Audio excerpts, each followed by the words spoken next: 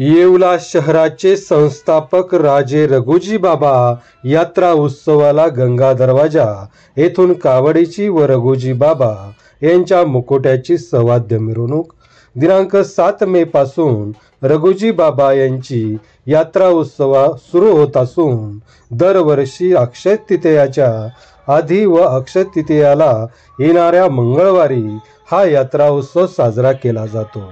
यंदाही विविध कार्यक्रमाचे आयोजन करण्यात आले आहे।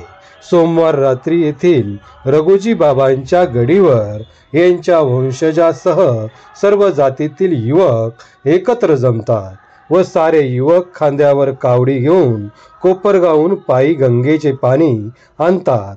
चैत्र महिन्यातील शेवटच्या मंगळवारी दिनांक 7 रोजी गंगा दरवाजा भागातील खंडू वस्तात तालीम जवळून कावड्यांची व रघुजी बाबा यांच्या मुकुट्यांची सवाद्य मिरवणूक शहरातील मुख्य मार्गावरून काढण्यात आली। बुधवार दिनांक 8 मे रोजी सायंकाळी महापूजेचे कार्यक्रम होणार आहे, तर गुरुवार दिनांक 9 मे रोजी सायंकाळी 7 वाजेच्या दरम्यान छबिनी मिरवणुकीने रघुजी बाबा यात्रा उत्सवाची सांगता होईल। सुमारे 350 वर्षांपूर्वी रघुजी बाबा यांनी येवला शहर वसवले। पैठणी बनवणारे कारागीर आणून कच्चा माल पुरवण्यासाठी व पक्का माल घेण्यासाठी व्यापारी आणले। पैठणीसाठी लागणारे विणकर, रंगणी काम करणारे रंगणी कारागीर व शहरात आणले व व्यापाऱ्यांसह जनतेच्या संरक्षणाची जबाबदारी रघुजी बाबा राजे यांनी घेतली। येवला वाढवले व रघुजी बाबा यांनी मुस्लिमांसाठी मस्जिद उभारली व आजही पाटील मस्जिद म्हणून ही मस्जिद ओळखली जाते। शहराच्या चारही दिशेला 4 दरवाजे उभारले असून गंगा दरवाजा, नागड दरवाजा, अनकाई दरवाजा, पाटोदा दरवाजा या नावाने आजही ते ओळखले जातात। रघुजी बाबा शहराचा शहर कारभार जेथून चालवत ती पाटलांची गडी व शेजारीच पाटील वाडा आजही 350 वर्षांच्या इतिहासाची साक्षी देत आहे।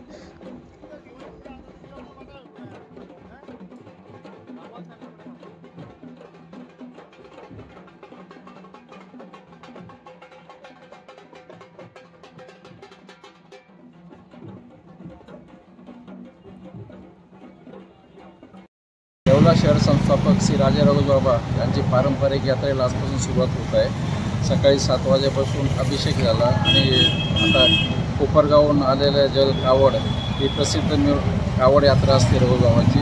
ही 350 वर्षापूर्वीपासून हा इतिहास परंपरा चालू आहे आणि पाटलीगडीपासून जो मुखवटा असतो पारंपरिक तिथं तो दर साल 3 दिवस यात्रेसाठी मंदिरावर जात असतो पूर्ण शहरातून मिरवणूक घेऊन आणि त्याचे आजपासून प्रारंभ होत आहे।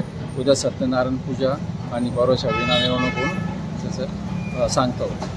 राजे रघुजी बाबा यांची यात्रा असते।